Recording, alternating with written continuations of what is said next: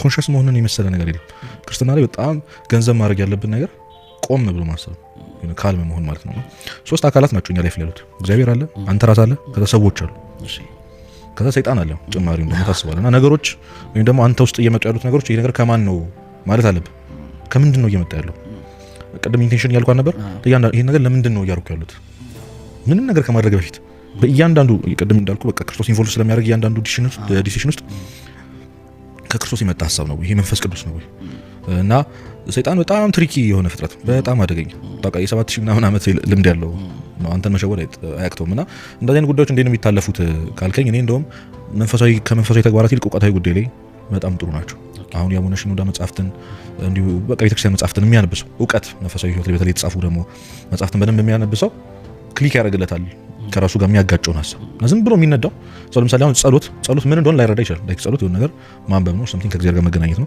በየቀኑ እያደረከው ነው ማለት መንፈሳዊ ነው ማለት ነው ጥያቄ ነው ጾም አለመብላት የማይበላ በጣም ብዙ አለ እና እንደውም አባቶች ጸሎት ምናምን ካልከኝ ለመቆም ሰይጣንም ይቆማል አይቀመጥም አያርፍም ጾምም እንዳትል በልቶ አያውቅም ስግደት ምናምን እንዳትል እሱ እንግዲህ አይደክመው ብቸኛው ሰይጣን የሌለው ነገር ትትና ደግሞ ምንድነው ራስን ማወቅ የመንፈሳዊነትና ይሄ ኢሞሽናል የመሆንን ነገር መለየት አለብህ በጣም ይጣላ ነገር አይደለም ግን በጣም ዲፔንድ መሆን የለብህም ነው እንደዚህ ጉዳይ ምን አድርጎ ነው የሚጠቀም መሰለህ አሁን አቡነ ሽኖዳ ሲናገሩ አንዳንድ ጊዜ ሰይጣን አጋንንትን እንዲተው ያዛቸዋል እንድትጸልይ ለምሳሌ ድሮ በጣም እንቅልፍ ያስቸግር ነበር የሆነ ጊዜ በጣም ጎብዛል እንዲተው ያደርጋል ይተዋል ሰይጣን በጣም ይሄንን ሜትዱ በጣም ይገርም ይተዋል በቃ እና እንደ ድሮ አይጫጫንም ተነሳ ጸሎት ታደርጋለህ ለሊት ልትነቃ ትችላለህ ከዛ ረጃጅም መንፈሳዊ ስብከቶች ታዳምጥ እንደ ድሮ አታዛጋም እንቅልፍ አይመጣም ቤተክርስቲያን ትሄዳለህ ከዛስ መዝሙር ስትሰማ ታለቅሳለህ እንባ ደግሞ የሚሸውር ነገር የለም እና ታለቅሳለህ ልብህ ይነካል የምር የእግዚአብሔር ቸርነቱ ትዝ ይልሃል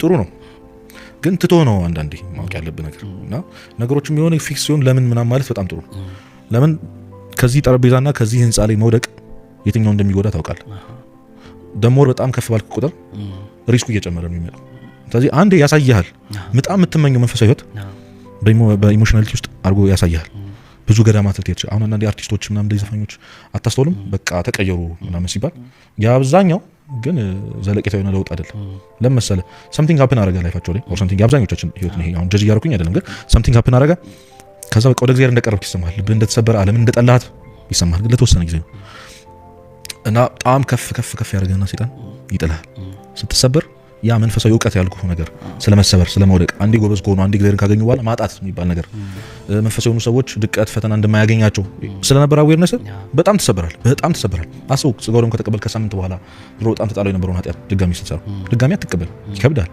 ማለት ሞክሩ ያለው ሰው እንኳን መጥቶ ቢመክር ምንድነው የምትለው ወይም ደግሞ ልብህ የሆነ ተስፋ ሊያደርግ ሲል ምንድነው የምትለው አይቼዋለሁ ማድረግ ያውቃለሁ ጥጉ ይሄ ነው ነበርኩ አልሆነም ነው የሚል እና ድጋሚ ፓዙን ርዝመቱን ያሳያል ተራራውን ከተራራ ጫፍ ላይ ብትወድቅ ተስፋ እንኳን የሚሰማ ቀና ብለህ ታየዋለህ ሐስዱ ትዝ ይላል ፔኑ ትዝ ይላል ሰፈሪንግ በጣም ትዝ ይላል ያቺ ጫፍ ላይ ለመድረስ ያረካት ትግል እና ሌላ ከፍታ እንዳለ እንዲታይ ያደርግ ጥጉ ስጋው ደግሞ መቀበል ንስሐ መግባት ከዚያ ጊዜ ገዳም መዞር ከዛ ሌላ በጣም ሸም ያስይዙ ምን ታውቃለህ ለሰዎች ለእግዚአብሔር ምን ያህል እንደቀረብከው እንድታሳይ በጣም ይገፋፋና ከወደክ በኋላ በራሱ ያስራል ከዛ ይሄ ደግመህ እንዳትሞክረው ነው የሚያደርግ ለምን ባለፈው አላየንሽም ወይ መባል እንትፈራለህ ባለፈው አላየህም ወይ ያው ሄዳ ነበር ምናምን እንዳትባል የሚባለውን ፍርሃት ደግሞ ውስጥ ይፈጥራልና ኮንሺየስ መሆን አንድ ነገር ስታደርግ ለምን ምንድነው ማለት ትልቅ ነገር ነው እና የምርም መንፈሳዊ ህይወት እንግዲህ ዊነር ቸርች አለች ከዛ ደግሞ እዚህ አስር ያደረገች ያለች ቸርች አለች ቤተክርስቲያን እዚህ ገና ፈተና ላይ ናት ትግል ላይ ናት ዊነሮቹ ከሞቱ በኋላ ያሉት ቅዱሳን ሰማዕታት ናቸው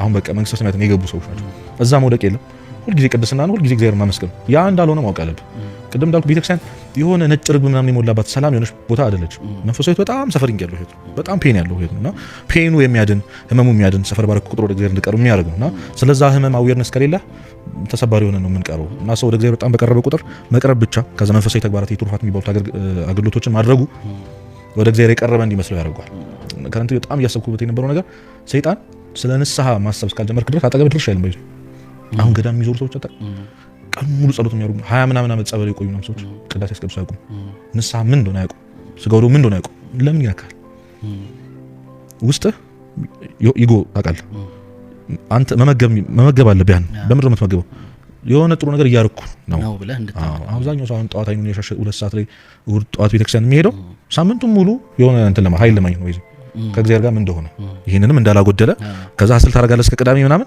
ጧት የቤተ ክርስቲያን ደርሰህ ስትመጣ ወይ ከስራ በኋላ ተሳልመ ስላለፍክ እውነተኛውን ህይወት እየኖርክ እንደሆነ እንዲሰማ ያደርጋል። ሰው ራሱን ማወቅ ካልጀመረ ወይም ደግሞ ምን ያህል እንዳመመው ካላወቀ ሐኪም ቤት እንደማይሄደው ሁሉ ከእግዚአብሔር መራቀ እና ደግሞ ይሄ ኖርማል ብለህ የጠራው ህይወት እንዴት እንዳጎሳቆለ ሪላይት ካላረከው እንዴት ትቀርባለህ? እና ያቺን በምድር የሚሰጥ አሁን ለምሳሌ እንዲህ ድረግ አዲክሽን ላይ ምናምን ያሉ ሰዎች በምድር መታዩ ትንሽ ጉልበት ስለሚሰጣቸው ትንሽ እና አታስተውሎ ምን እያደረገ ነው ስትወው ነው የምታውቀው አይደል? ልክ ያንን ለአንድ ቀን ሲተውት ምን እንደሚያደርጋቸው ሳይሆን ደንግጠው ይመለሳሉ። እና ሱስ ነው በቃ የሆነ ጧት መዝሙር ለምሳሌ አሁን ግሮሰሪ ቤት ጧት መዝሙር ይከፈታል። ለምን እንደሆነ ግራ ነው ያገባኝ። የጥፋተኝነት ስሜት እንዳይሰማው እኮ ቤተክርስቲያን ሂደት ሳልመ መምጣት ወይ ጸሎት ማድረግ ምናምን እንደዛው ከሆነ መቼም አድን እንደዛው ነው የምትቀጥለው እና ያ ስሜታዊነቱን ከፍ ያደርጋል። የሆነ ጊዜ ደግሞ እንባ ይሰጣል፣ እንድትሰበር ያደርጋል። በቀላል ነው ለሰይጣን ይሄ። እውነተኛው ለውጥ ግን ምንድነው ነው? እግዚአብሔርን መያዝ ምንድነው? እውነተኛው መንፈሳዊነት ምንድነው? ተጽፏል። በጣም ብዙ መጽሐፍት አሉ ይሄ ቤተክርስቲያን ውስጥ ዲግ እናድርግ እስኪ የሆነ ገብቷል። ጸሎት አሁን የምናውቀው የሆነ ኤክስተርናል የሆነ ነገር ውስጡ በጣም ብዙ ነገር አለ። ከልብ መጸለይ ምናምን በጣም ብዙ ዲቴሎች አሉት። ጸሎት ጾም በጣም ብዙ አይነት ጾም አለ። እግዚአብሔር የማይቀበለው ጾም አለ። እግዚአብሔር የማይቀበለው ጸሎት አለ። እግዚአብሔር የማይቀበለው ማስቀደስ አለ። እግዚአብሔር የማይቀበለው እንባ አለ። በምንድን ነው የምትለየው? አሁን እያደረኩ ያለው ነገር እግዚአብሔር እየተቀበለና እንዳልሆነ በምንድን ነው የምትለየው? ሶ ያቱ ቢ ኮንሺየስ በጣም ኮንሺየስ ለመሆን እውቀት ያስፈልጋል። የምትለካበት ነገር ያስፈልጋል። አንድን ሐሳብ አንድን ነገር የሆነ ስራ ኦፈር ሲመጣለ ይሄንን ነገር ያንተ መለኪያው ምንድነው? የአብዛኛው ሰው ደሞዝ ነው አይደል? እውነተኛ መንፈሳዊ ሰው ግን እግዚአብሔር ይወደዋል አይወደውም? እግዚአብሔር የሚወደው ምንድነው ካልከኝ ሰው ነው ቅድም እንዳልኩ። ስለዚህ እነዚህ ሶስቱ ነገሮች ይመጣሉ፣ እግዚአብሔር፣ ሰውና አንተ።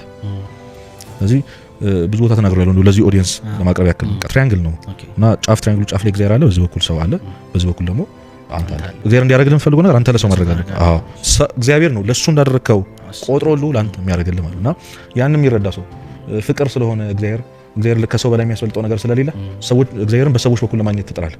ስለዚህ የምሰራው ስራ ሰውን እየጠቀመ ነው ወይ?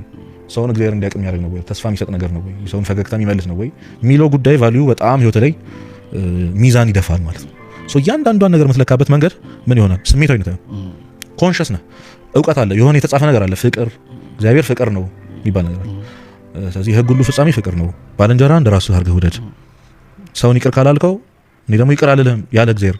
ይሄ እውቀት ነው። ባይዙ ካላነበብከው የት ታገኘዋል? ካልተማርከው በምን ታውቋል? እግዚአብሔር ነገሮችን የሚመለከትበትን መንገድ በምን ነው የምታውቀው? በምን ሚዛን ነው የሚመዝነው? መጽሐፍ ቅዱስ የሚባል ነገር አለ። እያንዳንዱ ፍቃዱን የገለጠበት። ስለዚህ የውጭ ሀገር እድል መጥቶልህ ልሂድ አልሂድ የምትለው አንተ ምንድነው መለኪያ? ቤተክርስቲያን አለ ምናምን የሚል ሰው እኮ የለም። እዛሁን እንዴት ነው ንስሐ ገብቼ የሚቆርበው እዚህ ሀገር? ገብቷል? ስንት ቤተክርስቲያን አለ አቅራቢያ ያለ ምናምን የሚል ያለ ሰው ይመስላል። እንደዚህ አይነት ይመጣል በዛውም እዚህ ሀገር ሆነ። ሶ እንደዚህ አይነት ነገር ይሄ ልብ ውስጥ ከሚሰማ መደንገጥና መዝለል ምናምን ውጪ እዚች ጋር የምታስባት ሀሳብ አለች። ስለዚህ እግዚአብሔር ፈቃድ የተገለጠበት ቅዱሳት መጽሐፍትን በማንበብህ ቃል እግዚአብሔርን በመማርህ ቃል እግዚአብሔር ራሱ ሚዛን ይሆናል። ስለዚህ በእያንዳንዱ ህይወት ላይ የምታደርጋቸውን መንፈሳዊ ተግባራት ሊሆን ይችላል። እያንዳንዱ ተግባራት በቃል እግዚአብሔር ልክነት በክርስቶስ ልክነት ስትመዝነው መንፈሳዊነት ይባላል። ያ የምታደርገው ነገር ወይም ደግሞ ህይወት ላይ ድንገት የመጣው ነገር እንዲሰማ ባደረገው ስሜት ጀጅ የምታደርገው ደግሞ ስሜታዊ ነው ይሆናል። ስለዚህ መለያው ምንድነው ካልከኝ መማር ነው፣ ማንበብ አለ። አሁን እንደዚህ አይነት ፖድካስቶችን ስብከቶችን መስማት የሚጠቅመው በቃ የሆነ ቀን ያተርፋል፣ የሆነ ብልጭ ይልባል። የተማርካት የሆነ ቃል እንሰው አሁን የተማርከው ነገር ምናምን ትዝ አይልህም። በነገራችን ግን ኢንሲደንታል የሆነ ጊዜ ህይወት ላይ ሲገጥምህ ይገባል። እኔ አንዲት እህት ፕሮቴስታንት ሆነችና መንፈቃ ከ2 ዓመት በኋላ ተመለሰች እና እንዴት ነው ምናምን የሚለውን ስታወራኝ 8ኛ ክፍል ያለው ቅዱስ አፈወርቅ መጽሐፍን ሳነብ ሁሌ ጸሎት ካረጋችሁ በኋላ ከጸሎት በኋላ የሚሰማ የሆነ እርጋታ መንፈስ አለ አይደል? እሱ መንፈስ ቅዱስ ነው ይላል። ምንድን ነው የሚያወራው? ይሄ ደግሞ ብዬ ትቼው ነበር አለች። ወደዛ ቤተ እምነት ከሄደች በኋላ ያ ስሜት የለም። እውነትም ከጸሎት በኋላ የሚታጣ ክርስቶስ የለም እነሱ ጋር ሰፈር የምታደርግለት የት ነው የምትለው ክርስቶስ የለም እና ለከያ ስሜት የለም። ያቺ አረፍት ነገር ከ2 ዓመት በኋላ ነው ትዝ ያለቻት። ከ2 ዓመት በኋላ አንድን ሰው ከመንፈቅና ወደ ቤተክርስቲያን መልሶ ለምንድን ነው የሌለው? ለካ እውነት መንፈስ ቅዱስ የለም። እውነተኛው እውነት ይሄ አይደለም፣ ያ እየተሰማኝ አይደለም ይለውና አሁን የምታነባት አሁን ይሄን የምትሰማው ነገር ለመቼ እንደሚጠቅም አታውቅም።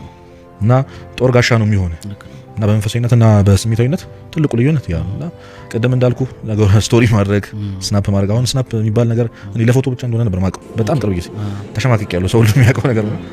ለካ ሁሉ ነገርን ሼር የምታደርግበት ነገር ነውና ሰይጣን በጣም ጥሩ አስመስሎ ያመጣው በጣም ከባዱ ነገር ይሄ ነው።